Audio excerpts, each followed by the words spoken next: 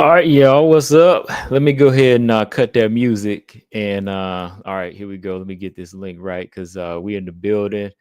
What's going on, y'all? It is, of course, y'all know Combo in the building, Combo Breaker 99, and my man in the building. What's up, Yes, BJ? sir. What's up, man? Can you Oh hear me man, good? yes, sir, yes, sir. Can y'all hear Yes, me in the sir. Can y'all hear me in the chat? Let me know if y'all can Man, I'm hear using me. my tablet tonight. So I ain't got no interruption. You feel me?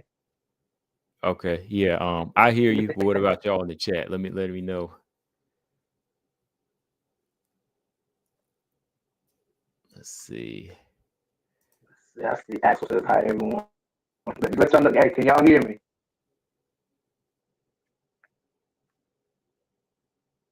All right, Paul said, "Let's go." Zach said, "What? Ready for this one?" What's up, Zach? Axel said, "Hey."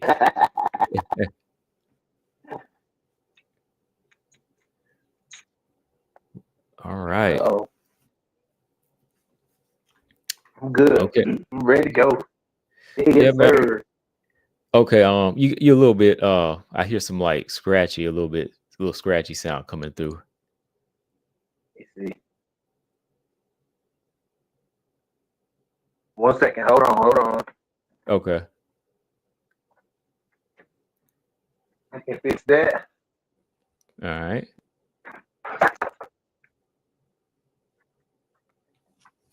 Somebody says robot. Lord. He says robot-y. Oh, okay. Hold on.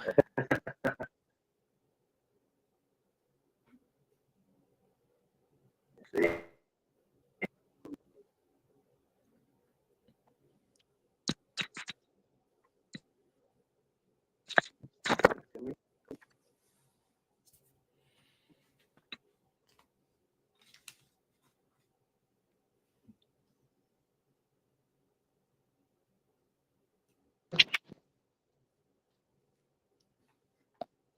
Let's see. Hold on. Let's see.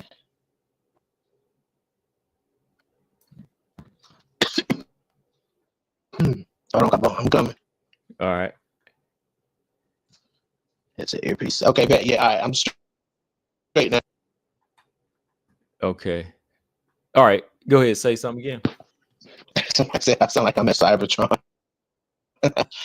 Is that better, Combo? Oh, yeah. That one is still making a little bit of noise.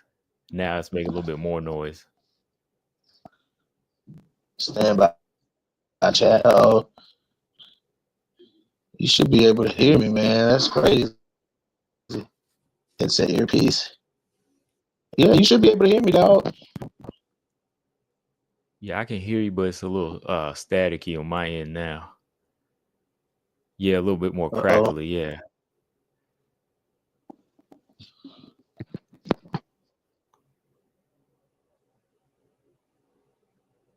Yo, Combo, you hear me?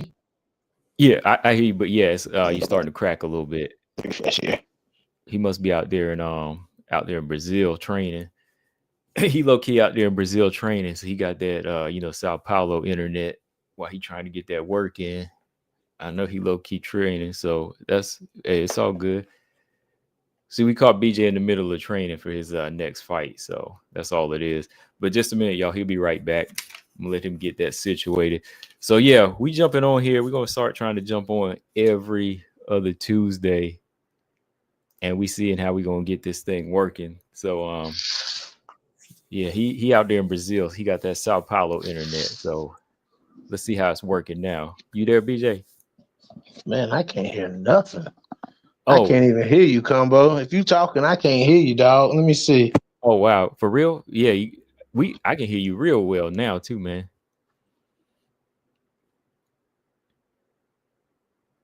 Sheesh. Shoot, yeah, No I can wonder. hear you. Now, can What you is hear it? me? There you Yeah, yeah. go. There you go. Okay, I couldn't hear you, dog. My bad. Oh, okay. Yeah, we could. You sounded great now, man. Now it went backwards. Okay. Okay. All right. Okay, y'all. What's up, y'all? What's going on? We back in the building, y'all. It's of course got Mr. No Filter MMA in the building alongside me, Combo. What's up, man? Yes, sir. Yes, sir, man. Hey, dude. I've been excited to do this, bro, because I mean the MMA guys gave us a whole lot to talk about, man. It's a whole lot to talk about.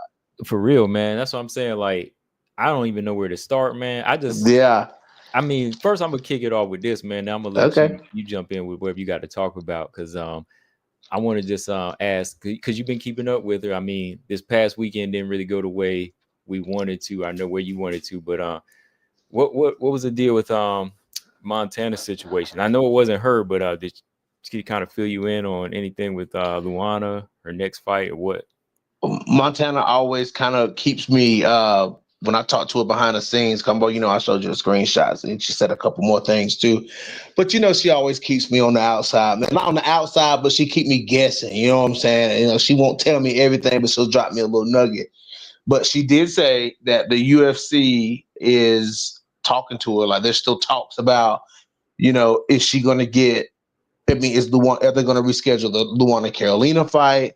Or if they're going to find her somebody that can make weight, like within the next couple of months, like within the next month or so, somebody that's ready to fight, preferably somebody who just fought and didn't take a lot of damage or whatnot. So, because Montana was like, yo, like, I'm pretty sure she was like, these cuts to 125, they numbered for me. You know what I'm saying? Like, they numbered, so. Yeah, that's I was talking about, that's like a wasted weight cut for Montana, man.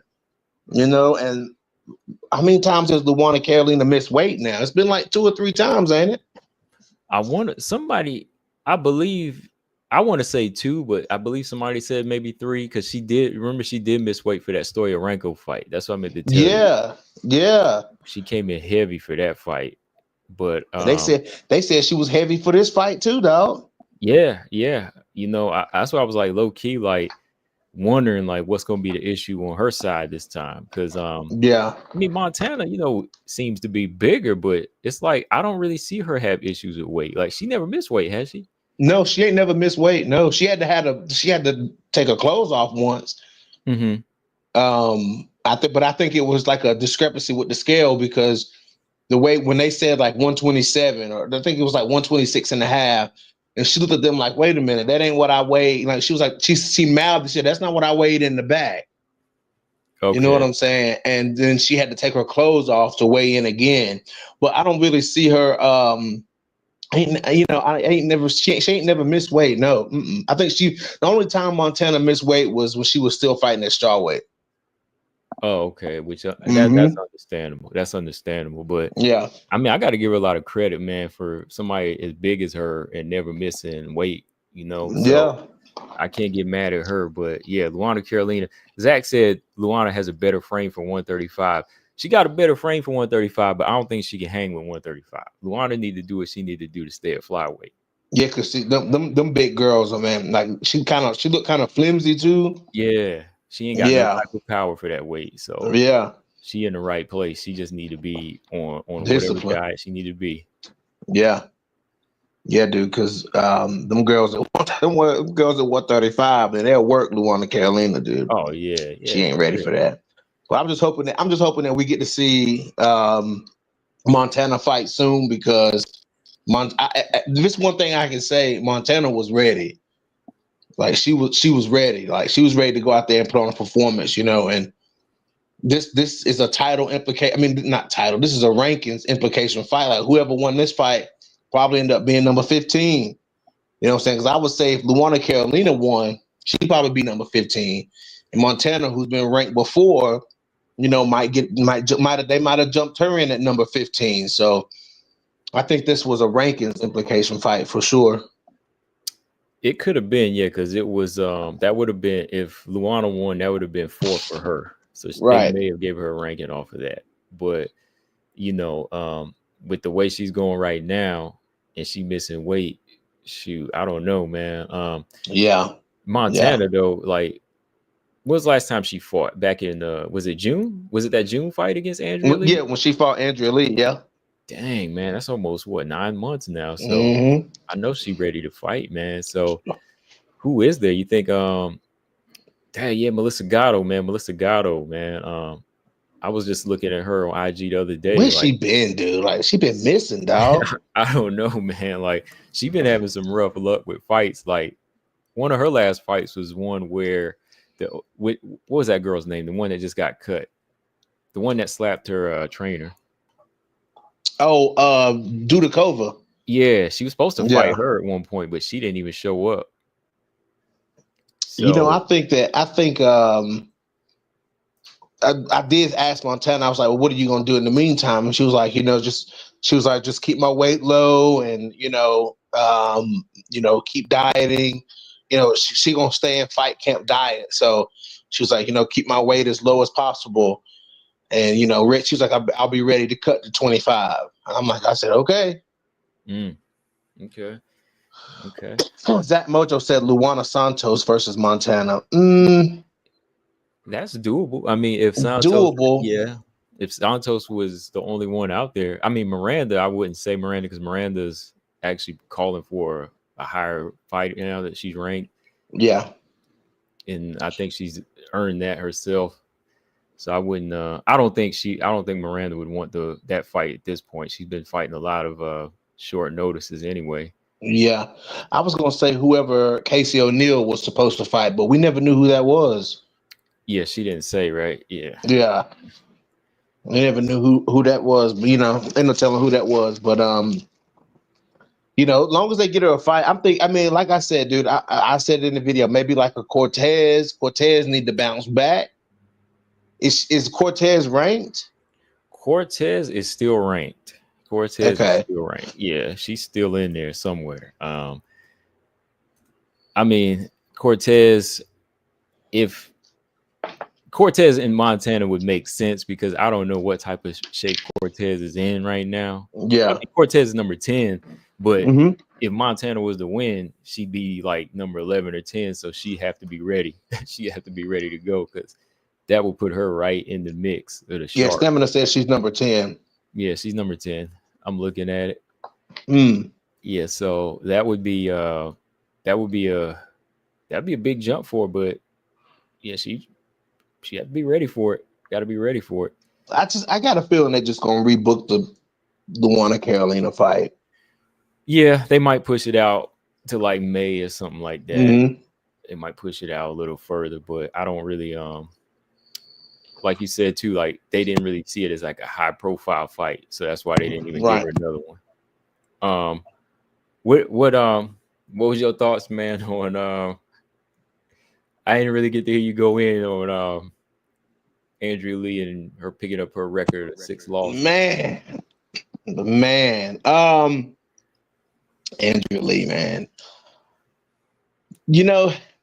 To me, it was kind of the same Andrea Lee, man. It was the same Andrea Lee, dude. It's just her not picking up the volume and watching a fighter outstrike her and watching JJ Aldrich, outstrike her, dude. And JJ just did JJ. JJ didn't do anything flashy. JJ didn't do anything that we wouldn't normally see JJ do, and it's like Andrea Lee only has one gear. I swear, dude, it's like she only has one gear. And Zach Mojo says Andrea's not a bad fighter. She just makes awful choices. What choices? She don't even make choices in there.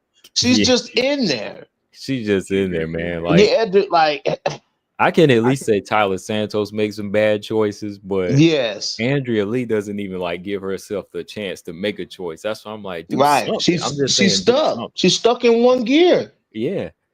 Like she never gets out of that one gear, and by the time she's in third, they're reading the numbers already. It's over. Gabo said they're reading the numbers already. Yeah, because she already kicking it up. She hyped ready to fight, and they already like 30-27, 30-27. Yeah. So I'm just not. I don't know what it is. Like I'm not giving her any more chances because it's not like she's fighting like an old woman either, like what I mean, like she's not like a danger to herself, like as far as being damaged.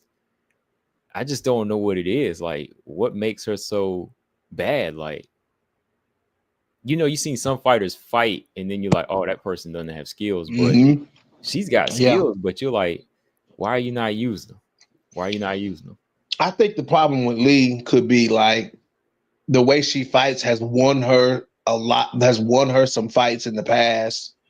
Maybe some fights she shouldn't have won. You know what I'm saying? And like, I guess she just thinks that like that style can get it done, you know, because she's won some fights in that same style, doing exactly what she was doing the other night, you know. But it's, you know, what I saw in the Montana fight and the JJ Aldrich fight, it's kind of, there's like a speed thing. Like she's not that fast, you know. Like when these girls attack, like they were attacking her kind of fast, you know what I'm saying? Like a lot of pop shots, you know what I'm saying? And Andrea Lee, man, she was just like her counters and stuff like that. And then she punches a lot of air, like she spams a lot of shots too.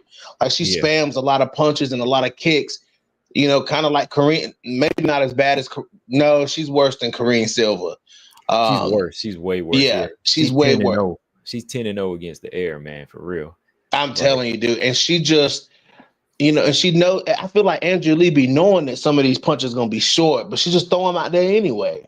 Yeah, that's what makes it bad. Like, she makes, and she was making that noise like she connecting, but I'm like, you ain't hit nothing, you know. If you gonna make a noise, man, you got to make it count. You gotta make it count. I mean, we already know what you're gonna say, Pena. Oh yeah, we already know. Yes, sir. Or even Aspen Lab be making noises. She be making that junk. She be making that junk count. Yeah, it's counting. You know, she uses the noise the right way. Yeah. Versus somebody like Andrea Lee, she's just the whole time just and she ain't doing nothing. Right. And I'm just like, okay. I mean, well, whatever. Yeah, I think, man, like they've been way too nice to her because she could have been gone at 4, in my opinion. She could have been gone at 4. Yep. You know, but when you start getting to like 5 and when you got to 6, it was just kind of like, huh? You know, like you cut Jennifer Maya, and y'all couldn't work out. Yeah, you cut Jennifer Maya and keep Andrea Lee, and you couldn't work out anything with Tyler Santos to keep them. But you still got her here. Yeah. I just don't get it. So yeah. Cut Jennifer Maya. Like, come on, y'all. Y'all couldn't come to an understanding with Maya. Yeah, that's not realistic. But what do you think about JJ, man? Like, where do you see her going? Do you see her getting ranked at any time? Honestly, man. I think JJ deserves to be ranked. Think so? Like, I think she should be like number 14 or number 15. Honestly, I think her next fight should be Casey O'Neill.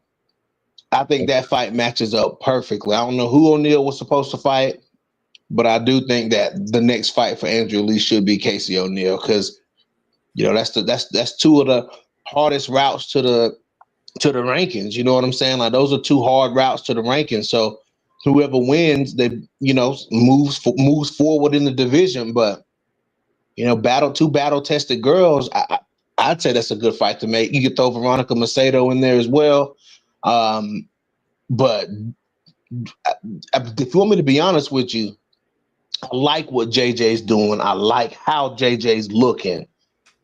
But I'm going to need JJ to be a little more tough, man, to be a little more rigid because it seems like sometimes the moment that JJ faces adversity, in some of these fights, like JJ can fold, you know. But then again, the same thing was said about Charles Oliveira. You know what I'm saying? They said the same thing about Charles Oliveira. Oh, he breaks and fights, but he did. It's the truth. That wasn't something that people were making up about Charles Oliveira folding up in fights. No, he folded in fights. That was a thing. You know what I'm saying? And it's kind of a thing with JJ. Like as long as JJ can fight her fight, she's good. But if it's somebody like Casey O'Neill that's like a pressure fighter or something like that, or somebody like, you know, Erin Blanchfield who already beat her, you know, people like that, or let's say even Silva, a pressure fighter like that. You know what I'm saying? Like that's when JJ makes those mistakes, man. Like you put her under pressure and she's already fearful of something, and then you hit her with something, like she kind of freezes sometimes. You know what I'm saying? I don't want it's good and as high of the hopes that I have for JJ right now and how happy I am that she's doing as good as she's doing and she's on this run. It worries me when she gets to those tougher girls. You know what I'm saying? Like, how's she gonna stand up to them tougher girls?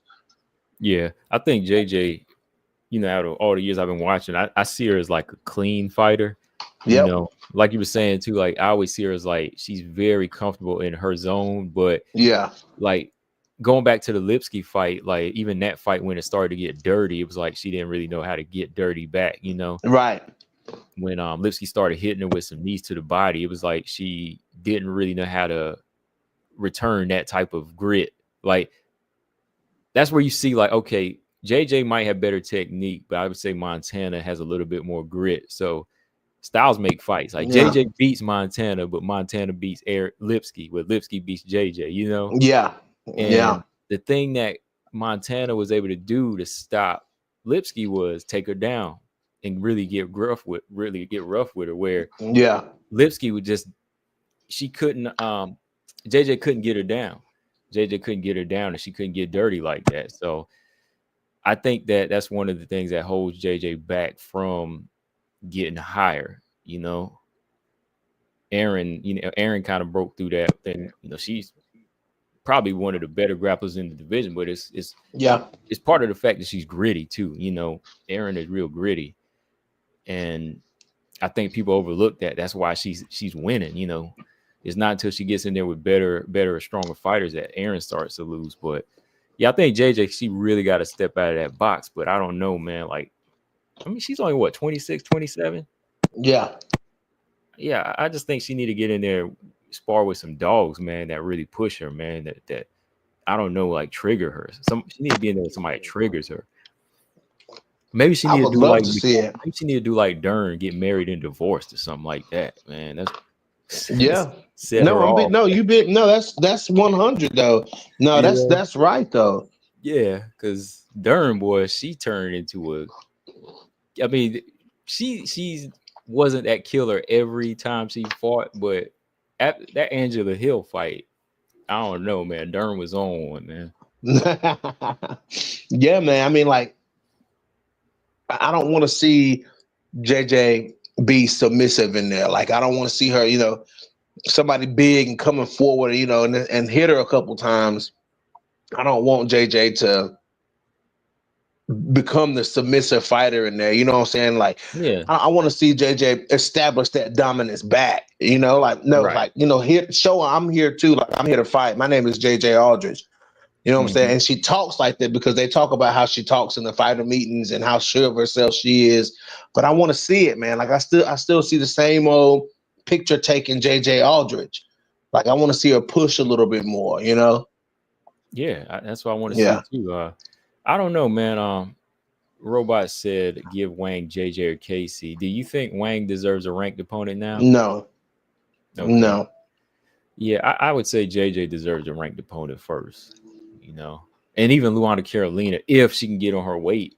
Like, no, you know what, Luana Carolina, you got to get punished because you set Montana up. Like, you didn't make weight like that. Yeah. I mean, I know weight cutting is hard, but that was a last minute thing. You know what I mean? Like, girl over here was ready to fight, and you do that last minute. That's a rough one. And here I am thinking, like, these girls got to realize, man, how it looks to us. Yeah. If fighters like Manon, like I said, if Manon and Montana and Karine and Natalia and some of these, if these girls can, even Chikagan, if these big girls, if these big tanks at 125 can continuously make weight, somebody thin and wispy and wiry like Luana Carolina should be able to make the weight. That's just my opinion. I know how bad weight cutting. I know how bad weight cutting is, bro.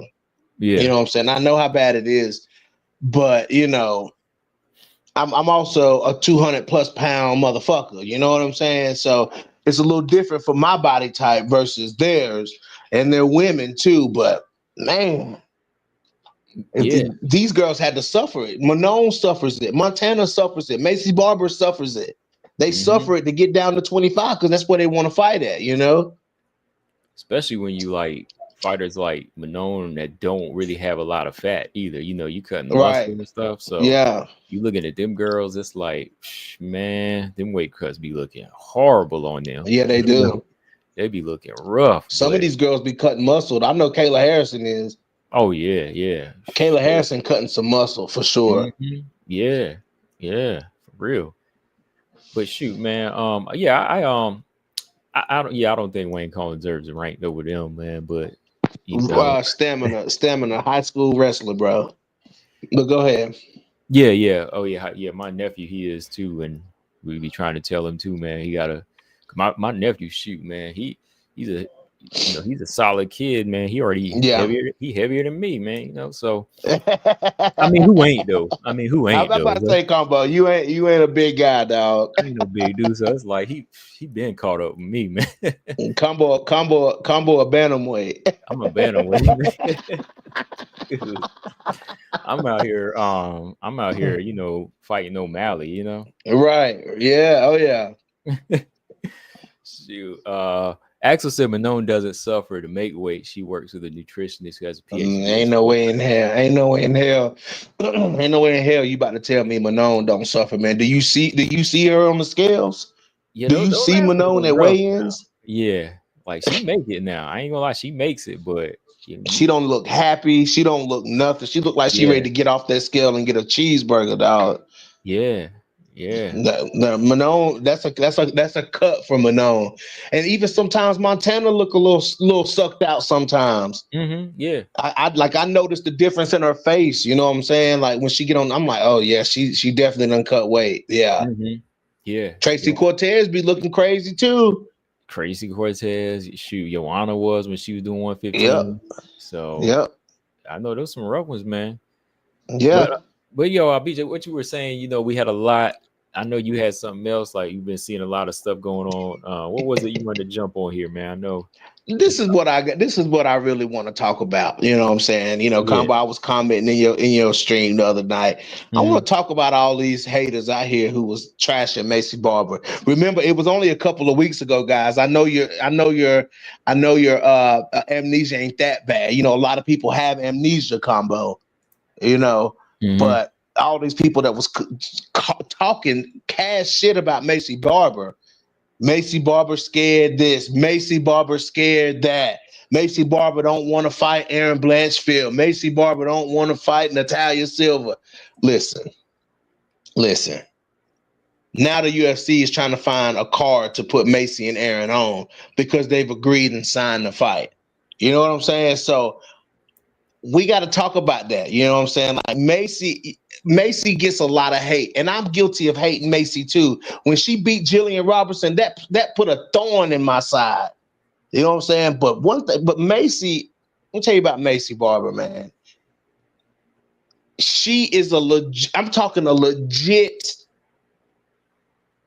flyweight here. Macy Barber is about as real as it gets, alongside Erin Blanchfield, alongside Manon, alongside Grasso, alongside Natalia. You know what I'm saying? Like Macy is,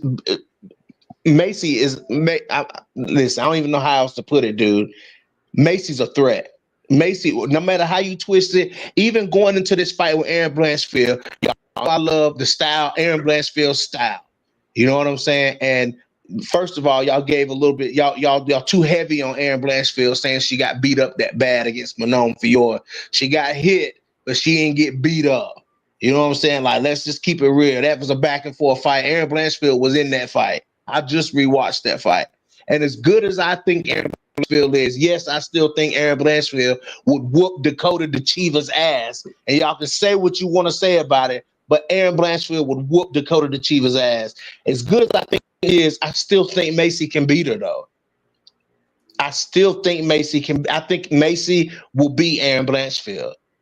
Okay. You think, you said you think she can, but you think she will too? You think she will? It's a tough fight. Okay. Will she? I don't know. Will she? Okay. Because Erin Blanchfield. That ain't your pick yet. That ain't your final It's not my pick yet. No, it's not my pick. It's not my pick yet. But what I'm saying is the ferocity that Macy Barber is going to bring to the fight, Erin Blanchfield matches that ferocity. You know what I'm saying? Erin Blanchfield is game. You know what I'm saying?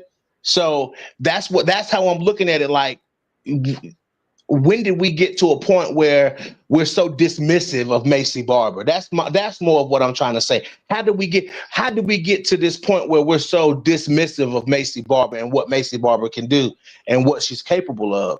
You know what I'm saying? Like, these people out here dismissing Barber like she's not there. She's not in the talk. She's not in the conversation at Flyweight. Macy Barber is in the conversation at Flyweight.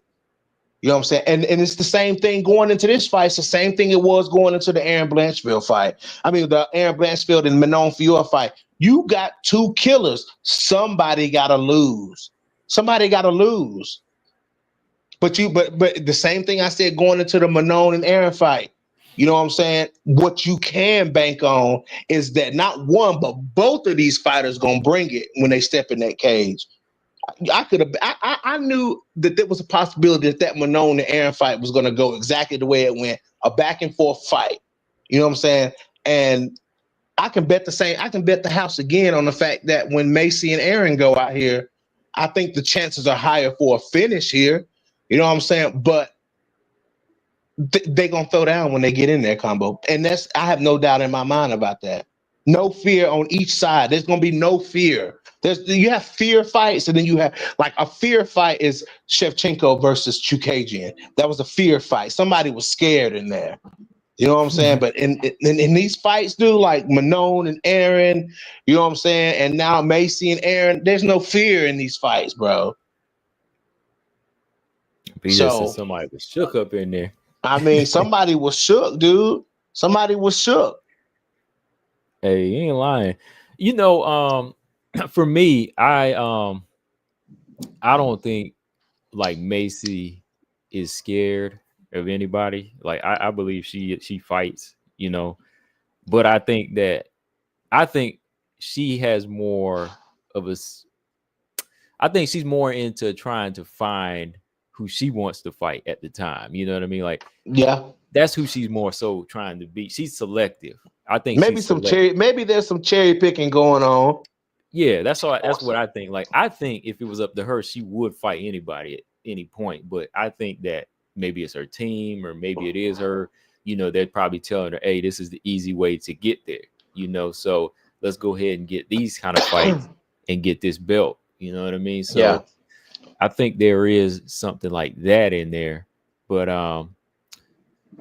you know, let me go back to what we were talking about, though, man. Like, now that we got Natalia getting grass, so now with the situation going on, you don't think that Natalia deserved to get the grass? Who do you think deserved Grasso more now? I think it should have been Natalia versus Erin and Macy versus Alexa, because of the story of the first fight that Macy has kept alive. Macy has kept she has kept the narrative of that first fight alive going into every single fight she's had since then. She believes she beat Alexa Grasso. You know what I'm saying? Now, clearly she didn't. To us, no, she didn't. No. No, she didn't. She did not. No, she didn't beat Grasso. You know, but she been gunning for that fight, though. You know, she gunning for it. You know, and I think Macy was trying to find she was trying to duck and weave and get to that title shot, because, you know, use that storyline to kind of Julianna Pena her way into a title shot, and it didn't quite work. You know what I'm saying? And even after the fight, though, even after Valentina beat Grasso, she still said, I want to fight Grasso. I want to fight Grasso. I think that's, you know, I should have that fight. And, you know, I thought maybe that the UFC would have made that fight to finally give Macy her shot. You know what I'm saying? Let's give Macy a shot. If she can beat Grasso, then it's Macy's time to fight for the belt. You know what I'm saying? So, I mean, but I get the Erin and Macy fight. I get it, because there's been some words being exchanged there. You know, it is what it is. I get it. But Natalia Silva shouldn't be fighting the number one contender, though. It should definitely be Macy Barber. It didn't matter who the number one contender was. I didn't care who it was. You know what I'm saying? I didn't care who the fighter was that was at number one. I thought that Macy Barber being on a 6-fight winning streak should secure her a number 1 contender fight, a title eliminator. You know what I'm saying? And this is potentially a title eliminator, but history shows if you fight the former champion right after they lost the belt and you beat them, you get to fight for the belt. So that's the kind of rhetoric that I'm taking into this Natalia Silva Alexa Grasso fight. But I still think that it should be Macy versus Grasso, despite whether they fought before, despite the narrative that Macy carries with her. You know what I'm saying? Like, it still should have been Macy versus Grasso. I still think Natalia deserves it more because Macy's on a 6-fight win streak, but so is Natalia. All right. Natalia, she's on one as well. Yeah. And to me, if anything, I think her wins are more convincing. And I think that, Macy, with her time off, I don't think it's going to benefit her to jump back in there with somebody that she may be familiar with, but Grasso since then outclassed her champion. Yeah. Because look, Natalia, she did get Andrade and she did get Arujo, and she beat Andrea Lee convincing versus how Macy did. So I would say, and her last fight was in September, so she fought more recently, and that kind of puts her.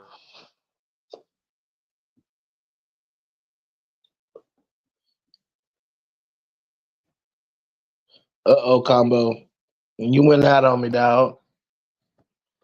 Fight. I would say Natalia there you go. earned it. I would say Natalia's earned it a little bit more. I mean, Combo, I know you like Natalia. I know you like Natalia Silva. No, it ain't got nothing to do with that. It's not nothing to do with liking Natalia Silva, because one day Macy gonna be up there. I want to see her fight, But I'm just looking at who beat who and how they beat them, and who's just been more active. Because Macy's last fight was around this time last year, and it was who she beat, Chikagan, right? Yeah. And that fight, it was all right. It was convincing, I guess. Like, it was close, but it was convincing, but close. But at the time, I would have said that would have earned her a lock-in, maybe. No, I would have said, had she been active, But now that she's been out for a year and Natalia's kind of jumped ahead of her with a couple more fights, I would give it to Natalia. So I think, if Natalia fights a former champion too, she deserves the next shot. And I think, but who promote themselves better though? Who promotes herself better? Who promote? Because that's a factor too. You know what I'm saying? I mean, Julianna Pena is where she is because she promoted herself. I don't know. I mean, Natalia Silva style promotes herself though. Like, it's been promoting her. Like, people want to see her fight the champion. I think people want to see Natalia fight regardless. Like, I don't even think Natalia needs to be really talking, like, as far as promotion. Like, she's just been winning. Yeah. She did say she would want to fight. She did say, I want to fight. I'd fight for the belt right now if she could. She said, like, after the Andrade fight. So she sounded chill, ready, Natalia. Chill, Natalia. Chill. She just saying, chill, Natalia. I think, this is her 7th fight. She's coming into the flyweight division, man. And if she beats Grasso, the girl who went 3 fights with Valentina, that definitely earns her a title shot, man. But what if Erin Blanchfield stops? What if Macy Barber stops Erin Blanchfield though? Okay. Let's say Natalia wins the decision over Grasso and Barber stops Erin. Yes. I would still say Natalia, because that's 7 in a row. I would still say Natalia because that's still 7. You would still say Natalia? Yes. I don't know if she stopped Erin Blanchfield, something that the girl who's fighting for the belt couldn't even do. Yeah, I would still give it to her because Well, all right, hold on. Let me think. Because that would be 7 in a row for Macy. It's That would 7 be, in a row. It'd be 7 in a row for both of them. yeah, it'd be 7 in a row for both of them. But I'm looking at who Erin beat. Okay, Erin had lost to Manon, and then Erin came back and beat Rose. But, Grasso had the belt, had the draw, and lost the belt. But because she's still a champion now. So that would be like Grasso is still a higher level opponent than Erin. It might come down to them two having to fight, which would be that would be rough. It might come down to another tournament there. I don't know. Yeah, I mean, I don't know, man. Now I'm sitting here thinking about it as you was thinking about it. I'm like, yeah, because if she, I mean, Grasso usually beating Grasso by decision is good. Like if you can go 3 rounds or 5 rounds, you know what I'm saying, by striking with Grasso, then you know what I'm saying, like kudos to you.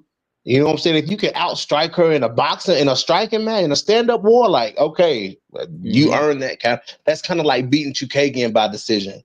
You know what I'm saying? Like in a striking fight. That holds some weight too. It holds a lot of weight too. It does. But but the problem with Natalia Silva is she was built up to be this devastator. Yeah. You know what I'm saying? Like she was kind of built up to be this devastator, so she might lose some steam if she don't finish. If she don't finish Grasso, I don't think so because she went the distance in her last. Let me see, her last 3 fights. She went the distance with Andrade. Do you think she losing some steam? I think that because she was, when she came in, everybody was excited because she was stopping people. Yeah, I think she lost some steam as like a knockout artist. I think she's kind of lost that steam, like that flair, kind of like Manon did. But that's just the fans' perspective. I think that they're still getting better as fighters. I think they're just being smarter now. I think she's kind of in the same boat as Manon, where she might have lost steam from the fans' eye, because the fan wants to see knockouts. But I think as the fights get harder, they fight smarter.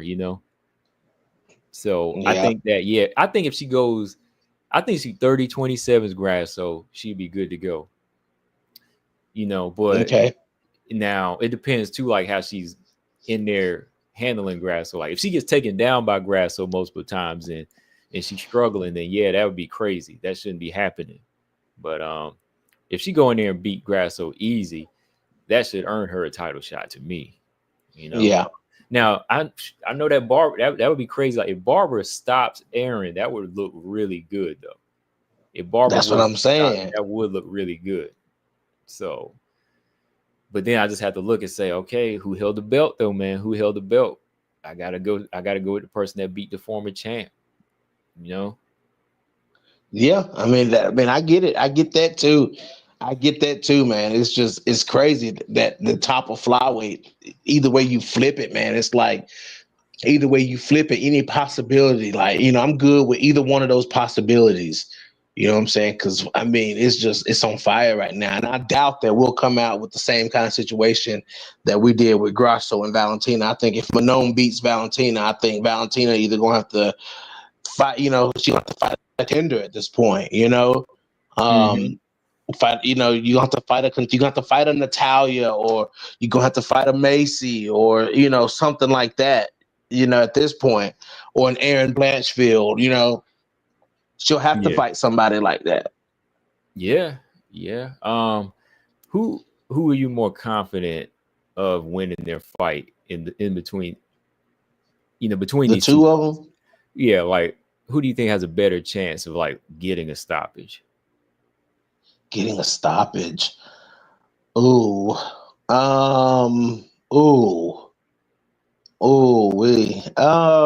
getting a stoppage.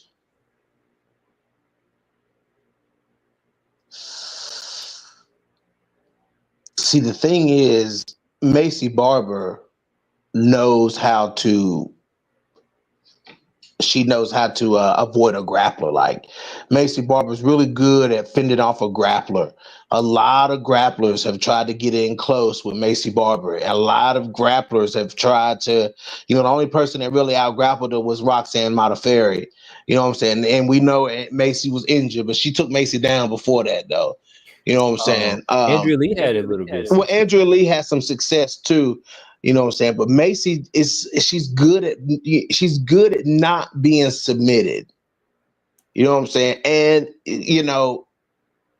that factor kind of goes into it too, as far as her tenacity, man. You know what I'm saying? Like Macy just goes after it. Like if she gets you in the clinch, it's all damage. Like everything Macy does is to damage. It has such heavy implications on it.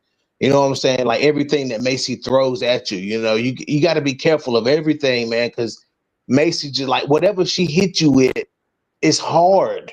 You know what I'm saying? Whether it's a kick, whether it's a punch, like Macy just hit hard, man. She got bricks as hands, and I just think the implications of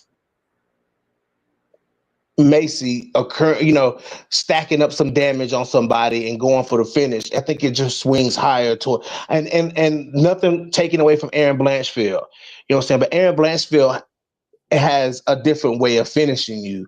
You know what I'm saying? Like Erin Blanchfield has to get close to you and get her arms around you. You know what I'm saying? And then she can work she'll get the she can drag you to the ground. And I'm not saying she can't do that. And the chances of her doing that are high. Is her submission skills good enough? You know what I'm saying? To if she get Macy in that position to finish it out, are her skills that good? You know what I'm saying? Is she that high level? Or the fire that she has to walk through for Macy Barber is what Macy Barber will throw at Erin Blanchfield. And we know Erin Blanchfield is susceptible to getting hit. You know what I'm saying? As far as like early on in the fight, especially with a fast starter. I think I think Erin's biggest kryptonite in the UFC are these fast starters. These people who come right out the gate and looking to put punches on you versus Erin is a type of striker that has to download some data. You know what I'm saying? Like her on the feet, like she has to download some data. And once she downloads that data, her striking starts to come together, like in the Jessica Andrade fight. You know what I'm saying? Like Erin Blanchfield gauged and measured Andrade where her punches, you know what I'm saying? Then Erin started throwing those long punches on Andrade, and it worked. You know what I'm saying? And, just with that being said, that's a very dangerous moment for Erin Blanchfield. If Macy come out fast, and Macy ain't going to slow down. That's another thing, too. Like, when you talk about a fast starter, you say, oh, well, you got to worry about their cardio in the third, in the later rounds, you got to worry about their cardio. That's not what we've seen from Macy Barber. You know what I'm saying? We've seen Macy Barber keep that tenacity for 3 rounds. You know what I'm saying? Whether she's having success with it or not, it's still there. She went after Alexa Grasso the entire fight. And then in round 3, she started to break through a little bit. You know what I'm saying? Because she just never stopped. So like that, with that being said right there, I think Macy has the highest chance of finishing Erin Blanchfield. I think we'll see a finish from her before we see one from Blanchfield in that fight. Because I think Macy will force Blanchfield to stand with her. Because Macy's big, Macy's strong, and we've seen that Erin Blanchfield, she kind of struggles getting these big girls where she wants them. You know what I'm saying? Like, you know what I'm saying? We saw it in the Manon Fiorot fight. So in Macy, we've seen girls try to get Macy, and we've seen Macy be taken down, but we've seen some girls struggle to get Macy down. Jillian was throwing those jiu-jitsu drags on Macy Barber, and Macy never really lost her balance like that. You know what I'm saying? Jillian was hanging on to Macy Barber. Jillian had her whole body wrapped around Macy Barber's leg, and Macy did not lose balance. You know what I'm saying? Like those jiu-jitsu drags, you got to power through Macy Barber. You know what I'm saying? Those jiu-jitsu drags don't really work on her like that. So okay. I'm coming up with it on the fly, man. Like it's hit me at the fly. I got Macy Barber finishing Erin before Erin finishes Macy Barber. I'm gonna put it like that. Wow, look, I done talked you into a pick tonight, didn't I? Not a pick, not yet. I'm Hey, saying you said, hey, the beginning of the show, you was like, "Oh, this ain't my pick yet." Now but you asked the question, who do you see has the higher chance of getting finished? Now I'm gonna have you answer that question. I think I think the finish comes between these two fights. I think the finish comes in the Erin Macy fight. Yes. Like I definitely think that with the way they collide. Hey, you got an echo? Yeah, I hear echo. Who, me? Yeah. Let me see. Anything else open? All right, hold on. No, I'm using. Is it still there? Yeah. All right, let me fix it. Go ahead and talk. All right. I'll tell you what, mute your mic because I can still hear me. Okay, there it is. Yeah, it's gone for now. Yeah, okay. I would say stoppage comes higher in the Macy Erin fight because I think both of them fighters, well, number one, I don't think they like each other very much. And number two, their styles just spell stoppage. Like when you put them two together, nobody's gonna like want to stand back and play chess here. You know, like if you put Valentina and Manon together, people keep saying, "Oh yeah, Manon might get stopped by Valentina," but that fight might turn into a chess match for 5 rounds. I can see it. But Erin and Macy, when they collide, man, I think that somebody's going to make a mistake to the point that, you know, they're going to get caught or somebody could get submitted. Like, I know, like you said, Macy's got a higher chance of, you know, defending herself against any type of submission. But, you know, Erin, man, like she's strong for the division herself. Like nobody besides Manon, I think, is really as strong as her. You know, I think Macy would probably be closer on that level, but on the ground, I think that's where, you know, Erin really thrives, and that's where her strength really comes in. So I think that, yeah, she would be able to maybe find that moment for a submission, depending on how submissive Macy will be on her back. Like, would she be squirming, or would she just accept, or would she be reckless to leave her neck open or whatever? I think that option is open there. But yeah, definitely on the feet, man, with the way they strike and the way Erin takes shots, that leaves her open for, you know, the stoppage. Macy Barber, the stoppage on the feet. So I don't know yet. Like, I can't say, like, I lean more towards Macy, but I could still hear echo. Hold on. No, echo's gone. Okay, yeah. So I could definitely see like Macy Barber's power connecting in this fight, because, you know, Manon connected multiple times, you know, round after round in that fight. It was just she was more so fighting the back foot fight, you know, where Macy, we know she fights more mid-range and she'll play on her feet on them shots. So that's something that Erin's got to be aware of, man. She could be walking into a knockout, or, you know, I think Macy could be set up for a submission. I don't think Macy walks into a submission the way Erin would walk into a possible clipping, you know. But I think Grasso and Silva, with the way they fight, they could probably look to be more, I think, more technical. Like that, but somebody can still get wobbled. Theirs would be like a setup.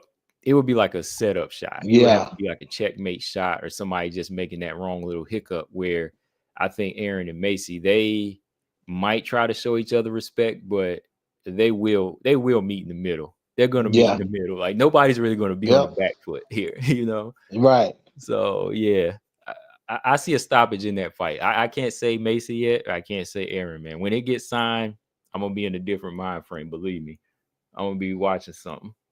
Yeah, because that's crazy, man. They go. It's like they're gonna fighting each other. They're gonna have something to prove against each other.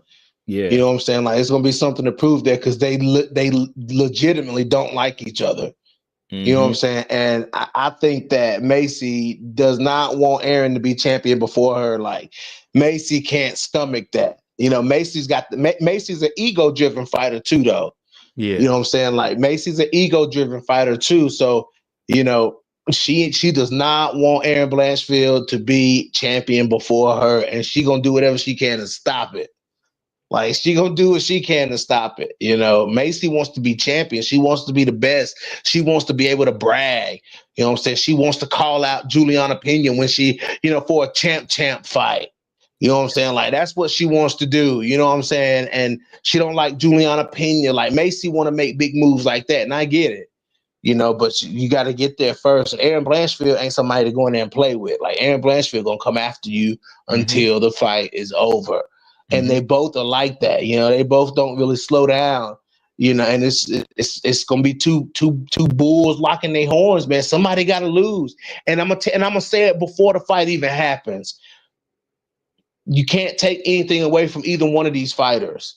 You know what I'm saying? Like, you can't take nothing away from Erin Blanchfield or Macy Barber, period. Because for one, they've proven it. They've proven who they are, Combo. You know what I'm saying? They've proven who they are. They've already proved it. They've already took out the tough girls in the bottom of the division. They fought on every level of the division. They started at the bottom. You know what I'm saying? Macy Barber came in, took out J.J. Aldrich, took out Jillian Robertson. You know what I'm saying? Erin Blanchfield comes in, takes out Miranda Maverick. You know what I'm saying? Takes out girls as she's coming, takes out Jessica Andrade. So, then they both made their ways up, beating people like Rose Namajunas and Katlyn Chookagian and Viviane Araujo. Well, they ain't fought Araujo. But Amanda Ebos, you know what I'm saying, and come up through the division beating people like that, and you can't take anything away from either one of them. So before the fight, I'm saying it now, you know what I'm saying, whoever loses this fight, you still got to give them respect. Oh yeah, for sure, man. Like this is the fight that I think a lot of people want to see, and I think that, like you were saying too, I think Macy needs this fight. Like, Macy can't talk her way out of this fight and talk her way into a title fight. It's too thick now, and that's the thing. Yeah, it's too thick. Yep. I think that's what was making people a little like upset with her. Is like she was more so trying to say, "Oh no, like Manon and Erin, they're good fighters, but they're not legit champions," or something like that. She said some things like that. I'm like, "Oh, you can't talk your way out of fighting them." I was like, no, you can't pick and choose here. Like, if they ain't legit, if Manon and Erin is not legit, then you fight them and you get them out of there. That's the only way you're gonna do it. You can't say, she done talk shit about both of them. You can't say, "Oh, I deserve Alexa Grasso. I deserve that fight next." No, you got to fight one of these girls. You got to fight one of these two and get them out. Fight one of them. So that's how I see it. Like, that's one reason it needs to happen. And Erin, since she ain't fighting Grasso, she got to get this other girl out of the way that's on riding a big win streak, to show that she's like next in line. I mean, she already beat Rose. Yeah, that's good. But, if she go in there and dominate Macy, shoot, that'll lock her in again. That should lock her in next. Not before Natalya, but, I think if Natalya wins, I still would say give her the shot first. But that would give Erin a chance to, stake her claim third, at least. Yeah. But I think that this fight's got to be, I'm going to go on record here. I think Macy and Erin is going to be a UFC Fight Night main event. Yeah, I'm down. I'm going to mark it right now, man. That's a good call. It's got to be a Fight Night main event for 5 rounds. Yeah, they both can headline a card. They both can headline. I mean, Erin is worthy of it, and Macy, like you said, Macy markets herself, so Macy is a holder, so that'd be a good main event, man. Can Jasmine Jasudavicius hang in the top of the division with these girls? Can she hang? Shoot, let's see what she does against Andrade first. Like, if she get Andrade out of there in one round, I'm not being hard on Jasmine, but Jasmine needs to finish. Jasmine got to finish. She's got to finish Andrade for me. She got to finish Andrade, or she got to beat Andrade? She got to finish her, man. She's got what? I'm not trying to look. Andrade done fell down some levels, and Jasmine's gotten better, man. Jasmine's gotten better, man. So I'm like, hey, I'm picking Jasmine to win the fight, but she got to finish her. Yeah. Like, she's got to match Erin's energy, man. She got to match Erin's energy when she get in there. All right. Paul asked, he asked us, who is straight up stronger, Erin or Macy? I'll let you answer first. Stronger. Let's see, and in my head, I'm just going through examples of what they've done. When Erin grabs you, Erin grabs you. You know what I'm saying? Like when she grabbed up these girls, you know, that's why when she fought Manon and she was grabbing Manon and Manon was muscling her way out. I was like, yo, Manon is like next level strong. Like Manon is next level strong because girls don't escape when Erin Blanchfield grab them up. No. When Erin Blanchfield wants to clinch you and grab you, she can clinch you and grab you. That's what she does. But you know, other than Manon, Erin is very strong. She's shown to be very strong when she wraps you up. And then you look at Macy Barber and you look at the clinch work and how Macy can pin these girls against the cage like that and just work them. You know what I'm saying? And just work these girls against the cage. Like Montana was fighting for her life in there, man. Like, you know what I'm saying? Like Montana De La Rosa was fighting for her life against that cage, man. Like everything she did, Macy just like she had her stuck to the cage, dude. Like she was stuck, bro. You know what I'm saying? Yeah, dude. And Macy, you know, has done that to other girls as well, man. Like, you know, she's done that. So, man, I think it's a 50-50, man. They strong, but in two different ways.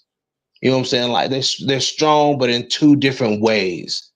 Like Erin is strong when she grabs you, and Macy is just strong when she clinches you and pins you up against that cage, man, and pressures you. Use that. She got good head pressure, head placement under the chin, keeping the taller fighters up tall, you know, up high. You know what I'm saying? And working them knees to the body. Her knees are just, Macy got some vicious knees. Like, you know what I'm saying? It's crazy, man, because as long as Macy got you pinned up against that cage, it's constant damage. You're not pinned up against the cage like you see some of the men do. You know what I'm saying? Just be holding the referee, clapping, like, let's get going. Let's get going. Like, you don't see that I've never seen Macy been told to get going in the clinch. Or I'm gonna separate you. You know, the things that the referees say, you know. It's constant work in the clinch, man. And these fighters look lost in the clinch with Macy Barber. After Macy, they try to get off the cage and Macy don't let them up. You know what I'm saying? Like they look lost. You know what I'm saying? I'm gonna have to go with, it's 50-50, but I'm gonna have to say, you know, if there's a slight advantage, it has to go to Macy Barber. Okay. I'm gonna say Erin. Like I'm gonna say Erin, I think, is straight up stronger just because her style is more clinch and grappling based. And I think that's how she's always developed her strength throughout her careers because of the style she chose. You know, she's in jiu-jitsu. So I think that her strength is just, I won't say levels like really high levels above Macy, but I think it's more predominant. Like I definitely think it's there because even whenever like Erin fought Macy, when Erin fought Miranda Maverick, like Miranda, she's strong. Like Miranda, she's strong, yeah. And Miranda, she could not hang. She could not hang with her. Like Miranda was getting big sistered by her, man. She was getting taken down. I keep forgetting that. I keep forgetting how Erin big sister Miranda Maverick. Go back and watch that fight, man. She was taking her down with Miranda was literally like trying to jab and stay on the back foot, but Erin was like, nope, I'm taking you down. When Miranda fought Macy, I didn't really see like Miranda afraid of Macy's strength like that. Like there was some couple of clinches in there, but even then it was like, okay, they seemed a little bit more even. And I think what put it over the top for me is hearing Erin say Manon is strong because I don't think Erin's going to say that about any girl. You know, I don't think Erin's going to say that about any of the women in the flyweight division unless they really are.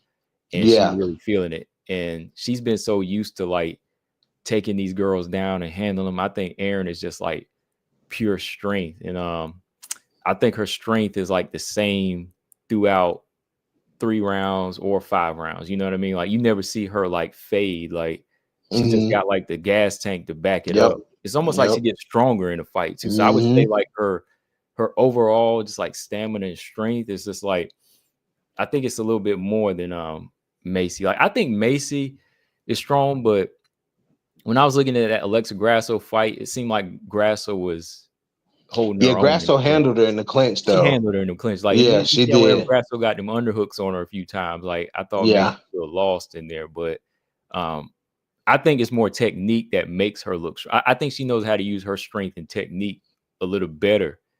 Like, that's why Montana didn't really know what to do. Because if you go back and look at how Macy was pinning Montana up, like she knew how to pin one side and like work the other and beat one side up and pin the other. So I think hers is more technique based, but I think Erin's just like lock up with her with pure strength. I think she would body Erin. You know what I mean? Like they just had to grapple. Yeah. I would say she's physically stronger. Axel asked the next level here though, who is stronger, Erin or Valentina? I'm gonna say this before you answer. I'm gonna say I think if it comes down to pure physical strength, off of what I'm seeing and how they handle fighters, man, I'm gonna say Valentina's still a little bit more proven. I'll come back to it, but I'll let you finish answering now. No, I was gonna say the same thing, man. Like we've seen Valentina, we've seen Erin struggle against bigger fighters. We've seen Valentina take bigger fighters down. You know what I'm saying? I mean, and I think it's kind of an easy choice for me. Yeah. Erin is a good blend of strength and technique, so she's incorporating technique with her strength, so it makes her it probably adds to her strength, you know what I'm saying, and makes her seem stronger than she actually is. But we seen that not work against Manon. Versus we've seen Valentina clinched up with Julianna Pena, man, and able to take Julianna Pena down, you know what I'm saying, and grapple with Julianna Pena, who was much bigger than Valentina at the time. I feel like she was, even though Julianna's a former flyweight herself, you know what I'm saying? Like to me, she looked much bigger than Valentina in that fight. Valentina, we've just seen her take down. Did she take Amanda Nunes down too? Man, she took Amanda down. She took Pena down. She took Holly down. Sarah Kaufman. Yeah, and Sarah Kaufman. And even on top of that, like, even like, Santos, right? Yeah. Get Santos down. So I think just like strength alone, I think Valentina's got, she still got the Jennifer Maia. Jennifer Maia, she'll take you down. Like Manon could win this next fight coming up, but I still see in a 5-round fight, Valentina getting some takedowns in here. I still got to give her credit. Like it's a big size difference, but Valentina, when it comes to takedowns, she's gonna get you down. She's strong. But did you see the height difference though? Valentina be wearing heels to them press conferences and stuff, man. She was still shorter than Manon. She was still shorter. Yeah, she was still shorter. Yeah. I was like, yo, like, and Manon in tennis shoes. Yeah. But Manon is, bro, she's gonna be so much bigger than Valentina that, like, you know what I'm saying? Like, she's gonna be so much bigger than Valentina. And but one thing about Valentina though is that doesn't really phase Valentina. No, it don't. Doesn't really, like, if you bigger than her, like a lot of these girls at flyweight are bigger than Valentina that she's beat. Jennifer Maia bigger than Valentina, Chukagian bigger than Valentina, Andrade thicker than Valentina, Tyler Santos bigger than Valentina. You know what I'm saying? Like, these girls have been bigger than Valentina. Most of these girls that she fought, Priscilla Castrata was bigger than Valentina. You know what I'm saying? Like, a lot of these girls have already been bigger than Shevchenko, and think about Andrade. Like, think about how Andrade used to pick these girls up and slam them. Do you remember slam them? She couldn't even pick Valentina up, dog. Yeah, do you remember in round 2, like, whenever she went to try to, like, slam Valentina and, like, Valentina wouldn't even budge? Like, DC was like, oh, she was like, he basically knew she was broken right there. Andrade was broken, man. Like, he tried to, like, get that slam on her. She, like, tried to pick her up and Valentina wouldn't move. It was over, man. So that was crazy, dude. Yeah. So Valentina's strong too. I don't know her to see how her and Manon's strengths match up is gonna be good. But Valentina has really good technique when it comes to takedowns, though. She Mm-hmm. get that upper body lock, get them underhooks, man. Like Valentina knows how to take you down, man. Yeah, and she uses it more. She's used Yeah. it more too. So she's always going to be game to take a big girl down, you know. So I think that's what is going to be effective in any fight she's in. You know, I don't think like, and even more so, like you really don't want to be, you don't really want to be on the feet with a giant. You know what I mean? Like round and Yeah. round. Even if she was to fight Dakota today, like people would be picking Dakota, but I would have to say Valentina would still have the edge I because have to pick Valentina's going to have the Valentina, man. strategy. I have You to pick know, Valentina. yeah, because she's got the strategy to take you down. So if you Yeah. ain't ready for that, I mean, hey, come on now. It's still MMA now. This ain't just Muay Thai, you know? So Would Manon beat Dakota? I think she could. I think she Yeah. could. I think it would have to be, she would have to make it a mixed martial arts fight. Like, I don't think it would be wise to make it like a 3-5 round fight trying to trade with Dakota, but because Dakota is so like focused on stopping you, man. And that's, you don't go in there, you don't fight a stopper like that. You got to mix it up. Like, that's one reason, But you know, will that Valentina. be effective like would she be effective against these girls in the UFC though? Like Well, how she could be effective would Dakota effective. She could be effective. how effective could Dakota Ditcheva But be against Natalia Silva? she could be effective. That's what I was about to say. Is like you dealing with other girls that are mixed martial artists. That's what I'm saying. Like you can't get caught up in like a situation trying to fight her fight. You know, like if you know you've been tested on the ground, you take her down. You know, you got to go in there and fight a mixed martial art type of fight, not a striker's fight. That's why people used to lose to Joanna. You know, they were up in there trying to, Yep. you know, strike with Joanna. You don't strike with Joanna. You know, you got to go in there and mix it up, or you know, at least time her and you know, get in there. That's how, you know, Rose did it. You know, she didn't like try to strike her game. She caught her with her boxing. You know, she used her timing. You know, so I think, you know, in Natalia Silva and her movement, that's something Dakota hadn't seen before. I know I'm gonna catch flack for that, but it's true. You know what I mean? Like Natalia doesn't like just stand still. She's not going to just be standing there. You know, she's not going to be one of them fighters that stands like the last few opponents she's fought. She's going to be making her guess a little bit. So that's something that I think Dakota's have to be aware of when she come over here. But she working though. She's working. And I mean, she ain't never been hit by somebody like Macy Barber. oh boy. I mean, I'm just gonna be 100% honest about it, dude. I'm gonna be honest about it. She ain't never been, you know what I'm saying? Never dealt with the footwork of somebody like Natalia Silva. She never been hit with the power like somebody like Macy Barber. Yeah. I mean, I'm just being real with it. Yeah, I think, you know, power's there on both sides. I think that, you know, Macy, if she comes in being a complete fighter and not looking to stand, you know, she's gonna have to do some different things, I think. And that's the thing. That's why I say like Valentina still beats Dakota, in my opinion, because people still don't understand that, you know, Valentina's seen a lot of different things, like especially like when it comes to somebody as young as Dakota. Like Grasso beat her because, you know, Grasso was not as young as Dakota. Yeah. Fight years, you know, fight experience. She's been fighting her way to fight Valentina. Dakota's not necessarily fighting her way to fight Valentina because she don't know if she's in the UFC yet. Right. You know, there's a difference. So I think if they caught each other right now, yeah, Valentina would win. I think a lot of girls a lot of girls in the flyweight division would be. There's a bunch of girls that would be that Dakota Ditcheva could possibly lose to.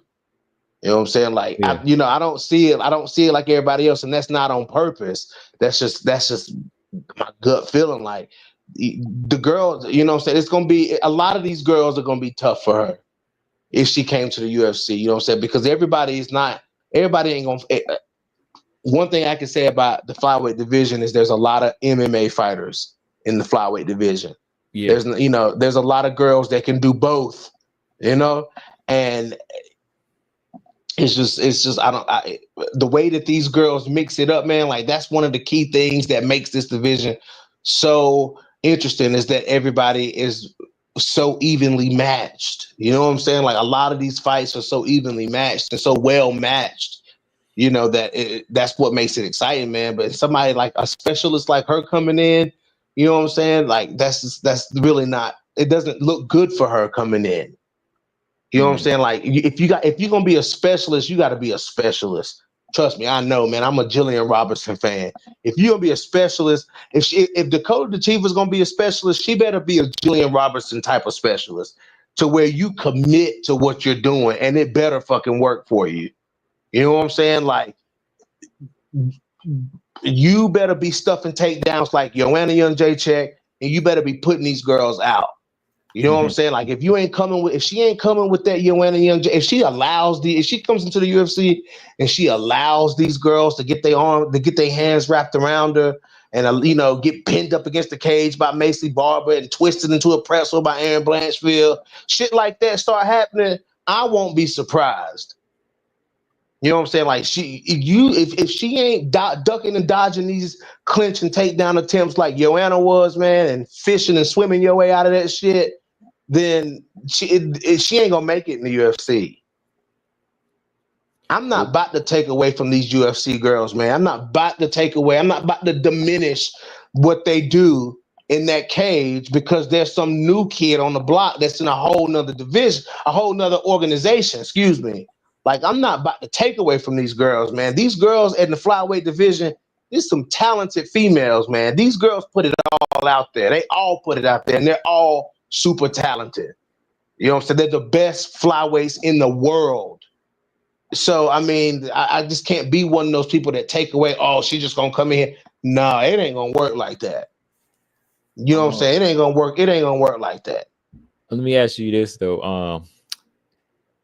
It's like almost a two-part question though to Dakota. Will somebody mute Ty Johnson? He keeps saying the same thing over and over. Somebody please mute that dude. Let me ask you this question here real quick. All right, so first of all, do you think Dakota gets to anybody's body in this if she fights any of them? And how do you think they react to her body? It's possible. Wait, hold on. I'm not done. Yeah, hold on. Okay. I said, how do you think they react to her body punching?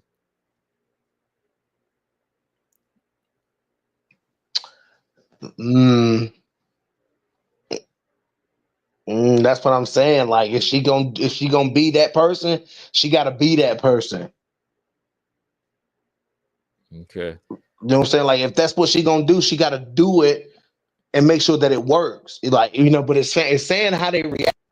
See, girls I think girls like Adarujo and shit, like, you know, like people like that with them hardcores like Adarujo and Manon. I thought that about Tyler. Yeah, but Tyler not at the top of her game though. You know what I'm saying? Tyler ain't at the top of her game, man. These girls, you know what I'm saying, with these solid cores have the better chances of making it. You know, these soft core girls like Rose and Erin and Macy, you know, people like that, Karine Silva, Jazz Divizius, they might have trouble. Casey O'Neill, they might have trouble with it. Those girls may have trouble with it, but I think that the girls with the more solid cores can handle it better. Valentina, Grasso, you know what I'm saying? I think they might be able to handle it better than some of these soft core girls. I think these soft core girls could fold to that. Yeah.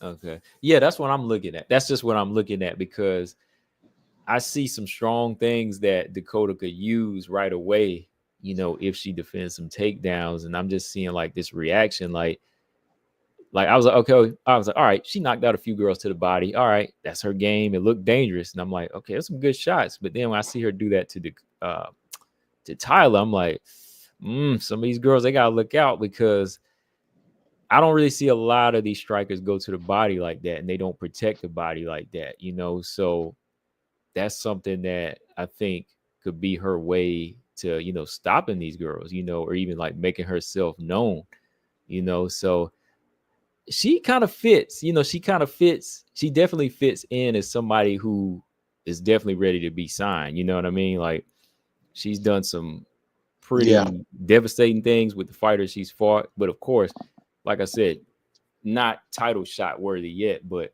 it's something that deserves to be tested now, you know. But she got to fight some of these complete MMA fighters before we just say right off top. That's what I'm saying, Combo. That's exactly what I'm saying. Like we got to see her against this level, you know what I'm saying? And if she came in if she came into the UFC and, you know, let's say her first fight was against Adarujo or something like that, you have to beat Adarujo. You know what I'm saying? You got to beat Adarujo or let's see who it could be, Jazz Divizius or something like that. You know what I'm saying? Like somebody who gonna be kind of gritty and rough around the edges in there. You know what I'm saying? That's not gonna be that's gonna move unorthodox, because she ain't really dealt with no unorthodox fighters, and you know what I'm saying, fighters who, you know, she ain't really dealt with no scrappy fighters like Jazz Divizius, stuff like that. Like she ain't really fought no dog. Like she ain't like Dakota. Let's see how Dakota stands up against a dog. You know what I'm saying? Like a real dog, like Macy, you know, or Erin Blanchfield. Like, you know what I'm saying? Like, can she keep it going? Can, you know, what if, because what she does is not gonna knock everybody out. What she does is not gonna finish everybody. You know what I'm saying? So what happened when one of these dogs get through, you know what I'm saying, what she's doing and get to her? You know what I'm saying? And put her in make her heart beat a little bit, put her in a compromising spot. How does her mental hold up? Because we know these dogs, you can't shake these dogs mentally. You know what I'm saying? Like, you know, so how does her mental go into a fight, you know what I'm saying, when she's down 2 rounds? You know what I'm saying? And it's the 3rd round. You know, how confident is Dakota Ditcheva gonna be? How confident her skills and who she is and what she does is going to hold up when she's in the 3rd round looking across the cage from Erin Blanchfield. You know what I'm saying? Like, you gotta think about all of that. These people just ready to say, "Oh, she beats these people." No, come on now. Go ahead, Combo. Like David said, I definitely agree. Like David says, Dakota seems more athletic and dynamic than most of the flyweights. Like, I agree. Like, she seems to be, and you know, she definitely has like some dynamic things about her. That's why I like pinpoint the body punching, because there are some effective things that she's doing, you know. But yeah, you got to be a complete fighter, you know. So I think we're all, well, she is, you know, but the fans, we're all in like a position now where we're just ready to see it all tested, right? Yeah, ready to see it tested. But yeah, I agree though. Like, she does seem more athletic, you know, as far as how she moves. She is a Muay Thai fighter, kickboxer, you know. So, and you know, a mover at that. You know, she's not a stiff fighter, right? You know, she can move, and she definitely knows how to use her height and size better than a lot of girls too. I will give her that. Like, that's one thing that does make her dangerous. Like, I will say that, BJ, like, that's what makes her dangerous too, is like, she's 5'9", like, and she's not a punk with it. Like, some of these girls that are like tall, they fight hunched over, or they get all like gangly and tripping over their own feet. But like, she's using every inch of her height, man, to her advantage, and like, there's power on the end of it. So yeah, it is. She will bring in like she's gonna bring in her style, but yeah, we just got to see how long it'll stay. You know, we got to see like how it'll hold up against fighters that use a little bit of everything, you know? Yeah, exactly. I'm not saying that Dakota Ditcheva won't do well when she comes in, if she comes into the UFC. I'm not saying she won't do well. What I'm saying is just to say that it's a wrap is kind of crazy. You know what I'm saying? Like, I'm not about to do the UFC girls like that. You know what I'm saying? I just can't do that, man. It's too many girls, man. Too many tough things, too many tools that these girls bring. These girls come in with a plethora of tools. You know what I'm saying? Even if it boils down to cardio and pace and tenacity, you know what I'm saying? Like, they have it. Like, you're running into some form of that in all of the top 10, pretty much. You know what I'm saying? You're running into something in the top 10. And if Dakota Ditcheva can bob and weave her way through the top 10 and get, you know what I'm saying, get a couple good wins in, then I'm all in on the Ditcheva train. You know what I'm saying? But to say it right now, the same thing I said about Erin, the same thing I said about Manon, same thing you said about Casey O'Neill. We got to see it happen first. I You know what I'm saying? Like, I definitely think she's ready to be signed. That's the thing. Like, I'm ready. She's ready to be signed. Yes. Yeah, she's ready to go. She's ripe and ready for the UFC, especially with some of the girls they snuck in and they just weren't ready. I'm like, come on, y'all, like, do something to get Dakota over here at this point. Yeah. There was there was a reason I brought that up too about the height thing is because like Dakota, man, like I'm appreciating like how she uses her size, because remember that one girl that was fighting the other night? She's just as tall as Dakota. Like, what's her name? Ernesta Karaskatai? Yeah, Karakechi. Like, yeah, like she or Kataskaita. Yeah, Kataskaita. Yeah, she's huge, but like you see how like she was getting hit and like fighting down to a level of a girl that was like Keisha Torres' size. Like, so, and the girl was big too. She's big. So she had no jab. No length in there, man. I'm like, what's going on? So I think, Dakota will be scary to some girls because they're going to see somebody using that long reach.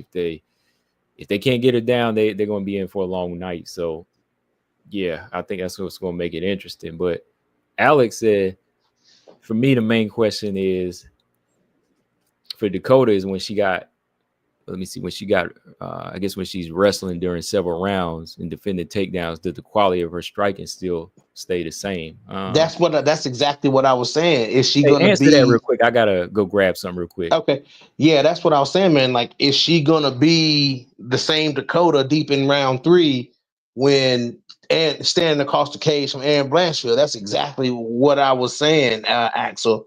Like, is she going to be the same Dakota Ditcheva? That's the small little in between questions that you have to ask. Is that going to be the same fighter? So, yeah, like I'm on the same page as you, Axel, because it just doesn't seem like we see these girls in the UFC go through that. You know what I'm saying? We seen how Alexa Grasso looked in the 3rd round after fending off Macy Barber for 2 rounds. Like, they took a toll on her. Like, she was like, like this is over. It was kind of overwhelming. I say that's not the first time, but that's one of the times that you could say Alexa Grasso looked overwhelmed. You know what I'm saying? Because Macy was like a honey badger coming after her the whole fight, and she had to put I'm going to have to be honest, though. She had to put every ounce of her skill together to beat Macy Barber. Because, like, that's how Macy was coming after Grasso. Like, she had to use everything to get to Grasso. I mean, she had to use everything to beat Grasso because Grasso wasn't going to stop coming, but Grasso was coming like a pit bull after her. I mean, Macy was coming like a pit bull after Grasso, boy. That was crazy. Y'all think she was scared in the 3rd round? Y'all think Grasso was a little scared? So funny. And she was, man. Macy was like a honey badger. They have a lot of girls to make her ready for that. I hope so. Yeah. I seen her. Do any of y'all follow Yana Santos on Instagram? Her and Yana was rolling. I was like, nah, I want to see them sparring.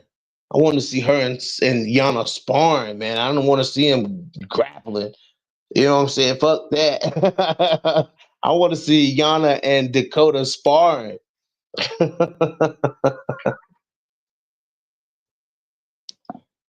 Okay, my bad. Yeah, Macy. Paul said Macy was like a honey badger. Oh, you talking about? Yeah, Macy's a honey badger. That's what I was telling them. Like, he was saying, would the striking be the same? And then Axel said the thing is she's training at ATT. They have a lot of girls to make her ready for that. Yeah, I saw on Yana's Instagram, her and Yana was rolling, but it was like it's called a boomerang, where it's like it boomerangs back and forth. So you film for like 3 seconds and it plays it forward and then backwards. So it was them rolling, but I'm like, man, I want to see Yana and Dakota I want to see him sparring, man. I want to see him sparring. Like, let me see that footage. Hey, speaking of that, that kind of leads into this. I want to ask you, man, with Dakota throwing hands out there. How you think that's going to improve her striking for Kayla Harrison? It ain't. Oh, come on now. Come on now. You don't See, think the thing about Julianna Pena is she don't strike like Dakota Ditcheva. Like she don't strike like Julianna Pena. Her punches are different, man. Like her punches are different. Like how it ain't gonna be it's wrestler punches. You know what I'm saying? Like it ain't coming. It's coming for. She can mimic it. I don't think bingo. I don't think that Dakota can mimic. Even though Dakota kind of throw elbow punches too, you know what I'm saying? But she ain't gonna be able to mimic Julianna Pena though. She's long though, man. Like, and she's long. Basic. Yeah, she's long. Julianna Pena, like the thing, like Julianna Pena is not fancy. That's the thing. Like Julianna Pena is not hard to mimic. Like I think it's so basic that Dakota could mimic it. But the thing is, like, it's so.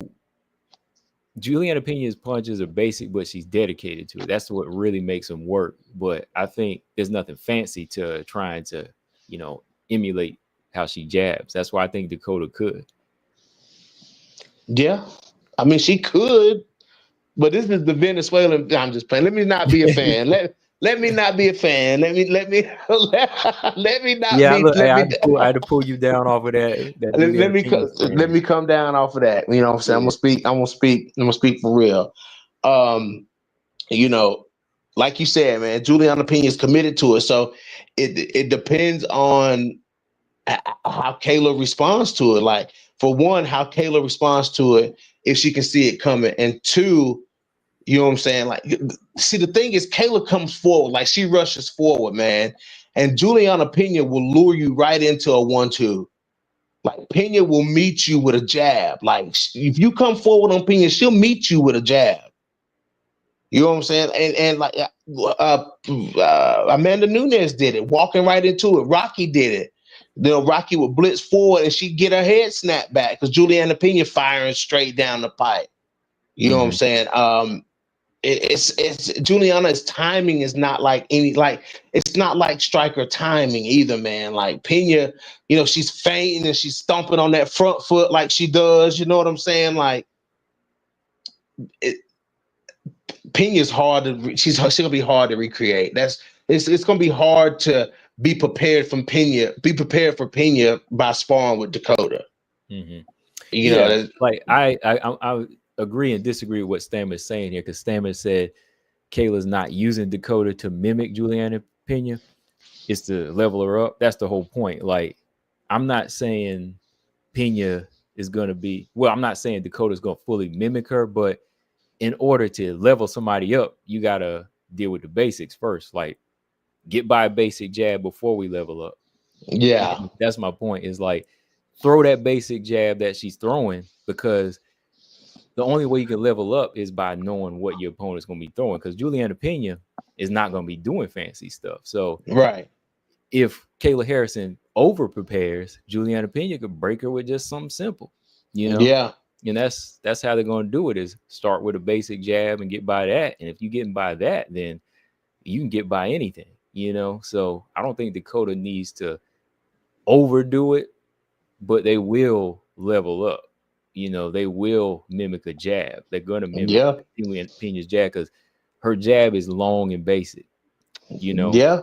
How you get back past a long basic jab of Pena? Well, we need somebody that can mimic that. Yeah. That's where it's going to start. David said, will Pena be able to stay on her feet? She gonna get taken down. She gonna get taken down. We know that she ain't gonna. It's a Kayla Harrison fight. 9 times out of 10, Pena gonna get taken down. It's just it's all about what Pena does when she gets taken down. It's all about how Pena responds to being taken down and being up under Kayla Harrison. And can she work her way back to her feet? Can she threaten Kayla enough to make Kayla second guess taking her down? These are things that a champion has. These are things that a champion has to worry about. You know what I'm saying? These are things that a champion has to worry about. And I'm 100% sure that Julianna Pena will be ready. I'm not saying she can fend off Kayla Harrison, but I guarantee you she'll be ready to do the best she can. You know what I'm saying? So, we'll see how that plays out. But if this fight, that's the best course to victory for Kayla Harrison. Because if she's forced to stand and trade with Julianna Pena, I think Julianna will pick her apart. And I just think, and that's just Julianna relying on her basic rudimentary striking, and maybe Pena wants to stay away from the ground with because I think that if this fight is forced to stay standing, I think Pena's more comfortable there. Kayla Harrison falls apart the longer she stays on the feet. She's less effective. You know what I'm saying? She gets stuck in the groove, just bouncing there. You know what I'm saying? Like she falls apart the longer she's forced to stay on the feet. Kayla has to be successful getting you to the ground. You know what I'm saying? So if it stays on the feet, I think Pena's got the IQ there. I definitely think that the longer it goes, well, let me combine it. The longer and dirtier it gets, the more it favors Pena. Yeah, for sure. For sure. Like when the things, when stuff starts leaking and people start sweating and things get blurry. When things get blurry in there, yeah, we know what's gonna happen, right? Yeah. Mike Lee said odds are if Kayla can learn to defend against Dakota's technical striking, it'll help against anybody. Yeah. That's true. Like if she can learn that, in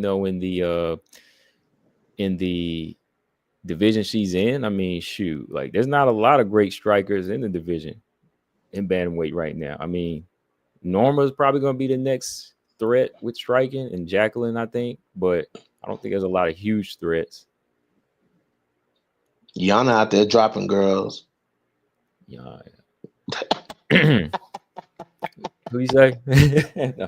Yana out there dropping girl, bro. When she dropped Chelsea Chandler, my jaw hit the floor. Oh yeah, I forgot about that. Oh man. I'm gonna go back and watch that fight. Are you making that up? Are you making that up? Because I forgot. Y'all tell the truth. Hey, comment section, tell the truth. She dropped Chelsea Chandler. I was shocked. I couldn't believe it, dude. I couldn't believe she dropped Chelsea Chandler like that. Chelsea ran right into that straight right, and Yana dropped her. I was like, what?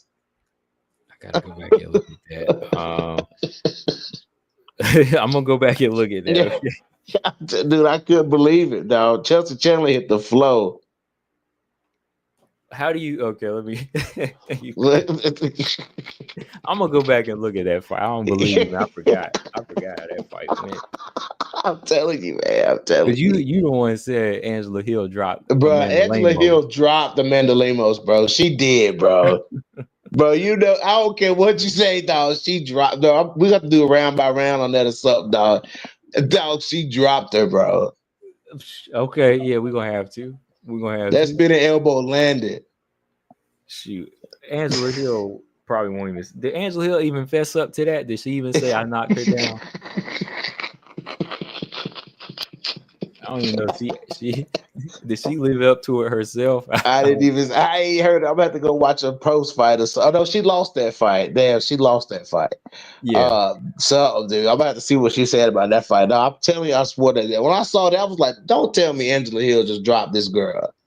Like, I know that didn't just happen, dog.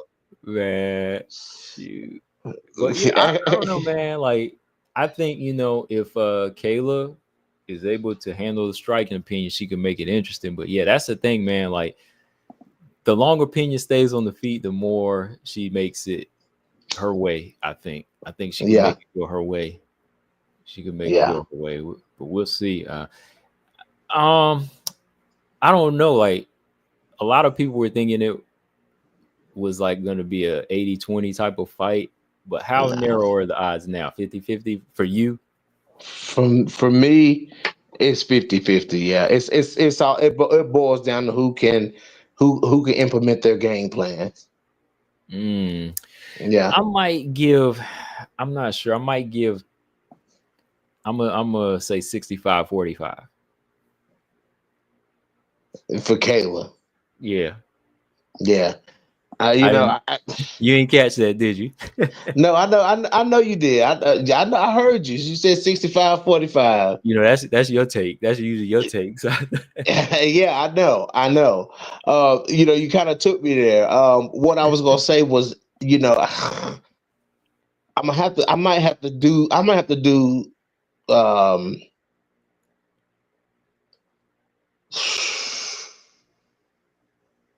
I don't know, man. Because that championship, being the champion thing for being champion is big for Julianna, and wanting to be champion is huge for Kayla Harrison, man. And they both want it so bad, dude. I just, Julianna is in the business of beating these behemoths, man, and I think she can pull it off again. All the odds stacked against her is when Julianna pulls through, man. And the odds have been stacked against Pena before. There was no way that she could beat. At least we given her an avenue. At least a lot of people are giving Pena an avenue this time. You know what I'm saying? Because when she went to fight Amanda Nunes, there was no way that Pena was going to win that fight. You know what I'm saying? There was no path to victory for Julianna Pena. And at least this time she's getting some kind of a road to victory. So I'm gonna have to go. The championship mindset is gonna push it a little bit more toward my famous 65-45. My famous 65-45. all right. Yeah. Look, I was just looking at this article. Let me ask you this though about Pena. Now, Pena's kind of changed her tune, like it said in this article. Like, do you think she's genuine as far as saying that? Well, let me ask you this. Do you think her mindset changed now? She seems to really be focused in because of the odds, or do you think the fact that she's not going to get that Nunes fight anytime soon? What do you think's making her change her mind? Do you think it's because she's a big underdog? I think that has something to do with it, yeah. Okay. Yeah. Yeah, because I think she said, look, I think that one of the reasons why I'm a 7-1 underdog, or why I always get overlooked, is why people are counting me out, is because I'm maybe not the most technically sound. So yeah, yes. She's 7-1 underdog, and she was 11-1 underdog with Amanda Nunes. So maybe that's what's changing her mind now. But what people need to understand about Pena is that is one of the key things that pushes her to victory, is that she's not so technically sound. You know what I'm saying? Like, that's what what she lacks in, like, and you said this, Combo, where some of these dogs lack in technique, they make up in grit, you know what I'm saying? And it fills the hole for somebody like Julianna Pena. You know what I'm saying? Yeah. But everybody don't see that. You know what I'm saying? A lot of people don't see that. They see how she fights, and they see her as like a sloppy fighter, or, the same thing that they used to say about Miesha Tate. You know what I'm saying? They said the same thing. People said the same shit about Miesha Tate. Miesha can't do this, and Miesha this, and Miesha this. Miesha was a dog. You know what I'm saying? Like, she was one of the first dogs to do this. You know what I'm saying? So, really the first dog to win the first female dog to win a UFC belt. And, so with that being said, I think that's just something that works for Pena, her unorthodox, style. Yeah. Yeah, that's what makes it hit or miss, though, man, for me. Like, it could be that grit that Kayla can't overcome, but sometimes it just, man, like, I picked Pena. When was the last time I picked Pena and I was, like, upset? Like, I think it was Valentina. Yeah. I thought she was going to win that. Yeah. But I thought the GDR fight, I picked GDR to beat Pena that time just because I thought she was going to get knocked out. But the way Pena was fighting, I was like, whoa. Good. She fought well in that fight. Yeah. But then when I saw her just, like, get submitted, I was like, see, that's the thing. Like, she's not technically sound like she says. I mean, at least she acknowledges it, though, man. Yeah. She knows. And that's what makes it hard to pick her, though, man. It don't make it hard for me to pick her. It don't make it hard for me to pick her. I can tell you that. Man, shoot. It don't make it hard for me to pick her, man. Pena, I'd be like, man, Pena, you Amanda was dropping you, man, like 5 times in that fight. I was like, dang, girl, like still ain't fixed that. You gonna keep running into this right hand by Amanda. I was like, come on, you know. Hey, But hey, whatever works she's, for her. I mean, she coming she was back. all in. Hey, shoot. And that's another thing too. I'm wondering, like, can she make Kayla fight to her level or a little lower? Because like Rocky did. Like I thought Rocky was gonna be more technically sound, a little bit technically sound, but Rocky started fighting to Pena's level, and she made it a close fight. Yeah. Huh. She's gonna have to do something to stop Kayla. She's gonna have to. There's gonna be something that like when she gets taken down, she has to make that count. Like Pena has to. Even if Pena gets taken down, she has to make the best out of it. She's got to threaten Kayla so hard that Kayla lets her back up and thinks twice about taking her down again. Yeah. Like that's what it's gonna have to be, man. Like and if that happens, then Julianna Pena should win the fight. Like if that happens and Kayla, for some reason, decides that she thinks she can outstrike Pena and, you know what I'm saying, and is forced to stand with Pena, that's when Pena better do her thing. And I think Pena can, I think she can, when it comes strike for strike, I think Pena can outstrike Kayla Harrison any day. Any day. Okay. Dang, he says you can outstrike her any day. Okay. Yeah. Right. Oh, yes.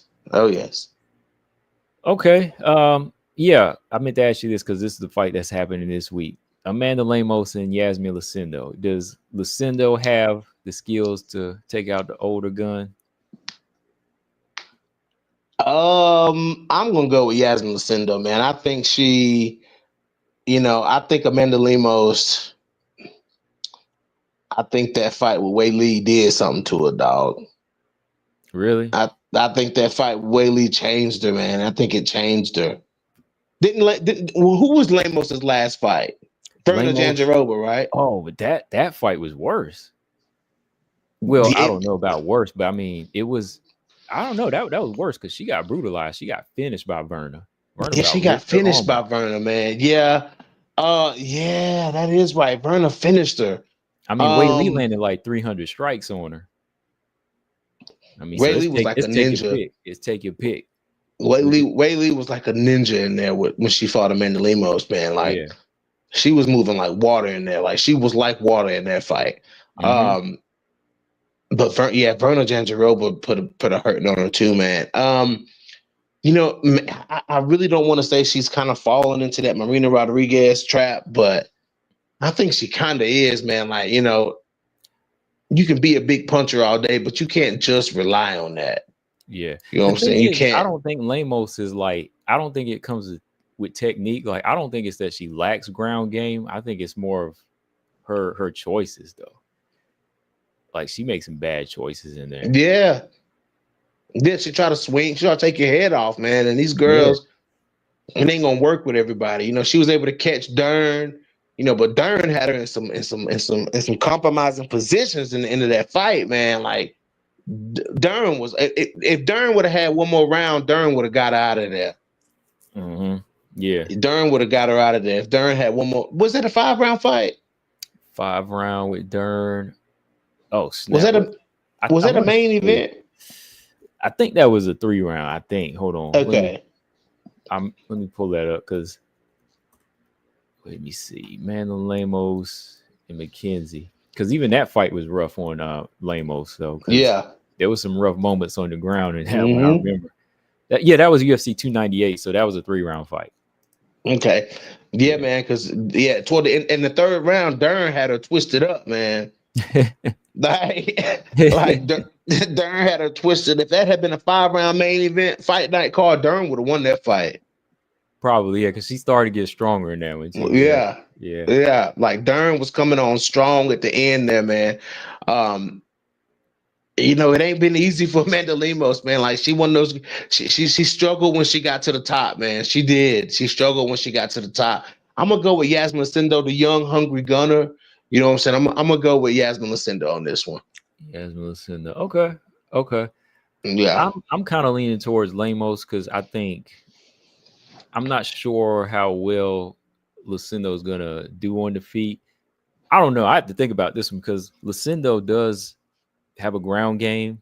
Yeah. And if she's able to take Lemos down, Lemos been letting me down, man. Like, let me see. When did I pick Lemos? I think I picked Lemos in a lot of her fights just to pick her.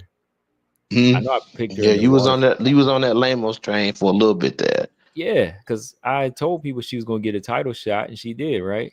Yeah, you said it. I didn't say she was going to win it, but I just said she's going to get a title shot because people said she wouldn't get it. Like, she going to get there. She going to get her title shot.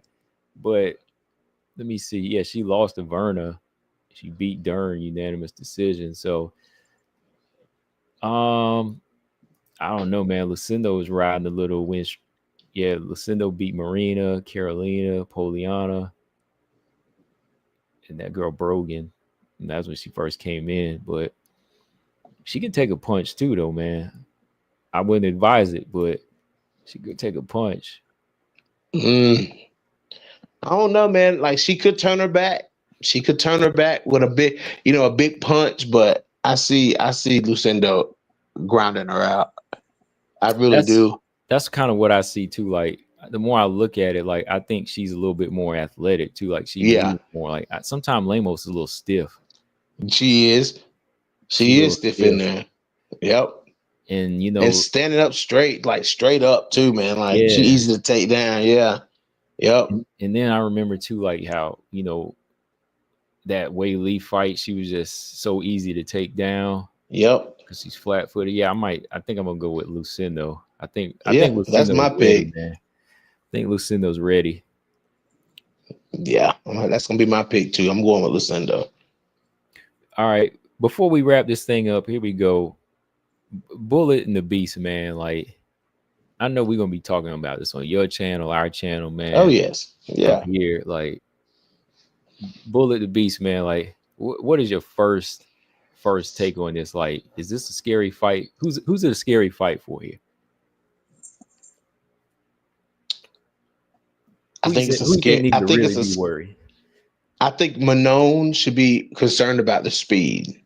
Okay. The speed is a thing. You know what I'm saying? I think Manon should be worried about the speed. And I think that Valentina should be worried about the strength. Okay. All right. And the size. You know what I'm saying? The size is a big thing. You know what I'm saying? Like, Manon is big. She's not going to be as easy to manipulate as some of the other girls that Valentina's fought. You know what I'm saying? Her body's not going to be easy to manipulate, her weight. You know what I'm saying? So Valentina's got to be worried about that. But, Manon's got to be worried about getting tagged. Mm-hmm. One of them singles. One of them single counters. Yeah. Yes.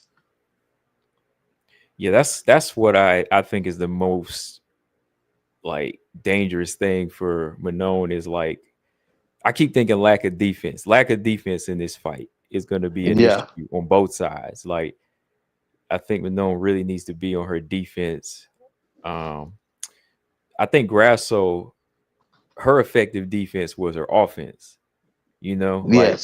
Attacking first. So I would say, for Manon, she needs to attack first in a smart way. Because Grasso, she would initiate those exchanges and kind of dance with Valentina. She was leading the dance. You go back and watch the speech, she was leading the dance. Valentina was up in the first couple of rounds. Valentina was like, what's going on here? Yeah. So I think that Manon needs a couple of them type of rounds in there. And she needs to kind of lead and be more offensive here, because when you let Valentina set her feet, she's a problem. She's a problem. She's in her game, and you done gave her that. You done gave her that respect to say, I own you. You know what I mean? Yeah. She's like, I own this cage, I own the mat, I own you, and I'm gonna hit you wherever I want. And that's how it goes. Like, Lauren Murphy learned it, Chikagan learned it. Yeah. But I think Manon needs to say, look, I'm bigger, I'm stronger, and I am hungrier, and I'm even the better striker. She's got to make that claim, not by saying it, but by doing it. The minute you hit her in with some exchanges, Valentina gets a little frustrated. So she does. She ain't perfect now, So she's open to some shots like that. So I think, it's got to be offense from Manon That's her best defense is offense here. You know, leading the fight. You know, leading the fight and stuff and takedowns. Um, I don't think that. I don't know if that was you. Was that you who said that? Like Manon might need to get a couple of takedowns in this fight. Do you think she needs to? No, Yeah, I don't think so no, either. Yeah, no, yeah, nah, no. That definitely wasn't me. no. Yeah, maybe cage wrestle at most, but Cage wrestle, yes, yeah, but you yeah. get stuck in a crucifix. Nah, because you remember Grasso cage wrestle Valentine. Remember Valentine's face a couple Yes, times? yes, She was she red. did. She was Yes, it red. was. It was a Hmm. mixture of frustration and fatigue. But Valentina might, if Manon do want to wrestle, and she get caught in that crucifix. That's Valentina's favorite move. Yeah, can't do that.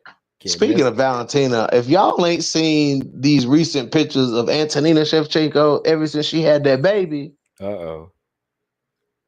I haven't. bruh, Antonina is a fox. Yeah, I mean, yeah, she's been known to be the. I ain't trying to be disrespectful. But I think a lot more guys find her attractive. I think they both are, but I think she's the one that a lot of people have more. Think she has more style. But she done leveled up though. She's the one I think she does to me because she kind of looks mixed. Yes, You know, she kind of has that that olive color skin. yeah, almost like Laura. She kind of looks Yeah, Hispanic. She got that Hispanic look to her, you know. yes. Yeah, Yeah. Antonina, boy, I said that baby did Antonina right. you hey man. And she Yeah, A1 pilot too, man. She hell yeah, yeah. She doing a pilot thing, but I want to see her come back. You think it's her? You think her next fight should be like a retirement fight? I think she should be done. Don't come back to the UFC no more. And I mean that in a respectful way because I don't think she has anything else to prove. And well, if she was to do it now when the baby ain't big enough to see it. But well, she'll see it one day anyway. But I personally wouldn't want her to come back and fight any of these tough girls. Honestly, I don't really see them making a fight that she could actually go in there and man, get a victory again. Man, she's been out for what, 3 years? It's been a while, yeah. Yeah, it's been a while. Like shoot, yeah, I say about safely 3 or 4 years, man. So I don't think so. I don't think so. No, I don't think so. But Because that's I funny, did pick man. Casey O'Neill to stop her. You remember that, right? And how did that end? I mean, Casey O'Neill got up in her face, dude. She got up in her face, man. She almost got stopped though. Yeah. O'Neill, she was in that crucifix, but she got out of it. Yeah. You know what I'm saying? But that was crazy. Yeah, man. She beat her. But yeah, come on, man. It's been a good show, bro. It's 9:30, man. Hey, the new premiere for the new Daredevil already on, came on 30 minutes ago. Uh-oh, hey, shoot. Better you know how to hit restream, right?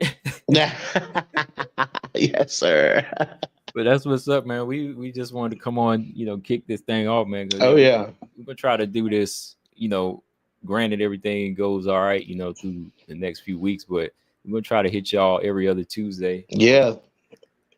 So yeah. Make sure y'all tune back in. But yeah, BJ, look, it's been good. Let everybody know where they can follow you and subscribe to. Yes, sir. No Filter MMA on all platforms, and of course, right here on YouTube, No Filter MMA. Guys, go ahead and go subscribe. Appreciate each and every last one of you coming in here. Yeah, me and Combo gonna hit y'all every other Tuesday with these. We do our own things on our own channels, but we gonna come together, sit down, and just talk.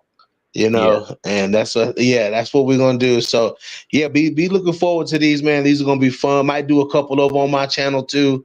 Oh yeah, for sure. Yeah. Sit back and talk and just let it roll, man. Hot Robot Chicken said Taco Tuesdays with No Filter and Combo. Bet, yeah. Oh man, you know what? Next week, next time we do one of these, I might go get some taco. It'd be Taco Tuesday with us. Yes, sir. I'm gonna do that too. I'm gonna have to go make sure. Look, I ain't got nothing on the menu except yes. tacos. Yes, sir. That's what's up. Yeah. Y'all got food trucks up there? Yeah. Oh yeah. Yeah. We got food trucks. Matter of Oh fact, yeah. I think there's a little Mexican one, like a block away. Yeah, I we be got some smelling that over thing. here too. Yes, sir. Hey man, it is. I love those damn Mexican food trucks, bro. They something else, though. I love them. Yeah, they got the authentic stuff, man, for sure. Like Ronnie But yeah, Reed man. said, let's get no filter MMA to 1,000 for sure. And Yes, let's do it. that's the one of the best right there. WMMA channel got the interviews and everybody, so better than some of these other channels, So I'm like, yo, some of these big, big million channels out there, I don't even listen to them. Don't even listen to them, man. Like they I don't stuff so listen to 'em. generic, bro. You gotta be generic, man. I ain't trying to be generic, man. I'm trying to be authentic, bro. That's Yeah, just who I am, man. right. Yeah. Yes, sir. Yes, sir. Hey, man. Well, listen, I appreciate you having me on, bro. And I'm gonna peace out of here, man. All right, later, man. Hey, later, man. All right, folks. We will catch y'all on the next one. Like he said, make sure y'all go over there and subscribe. No Filter MMA. If you haven't, subscribe over here, hit the like.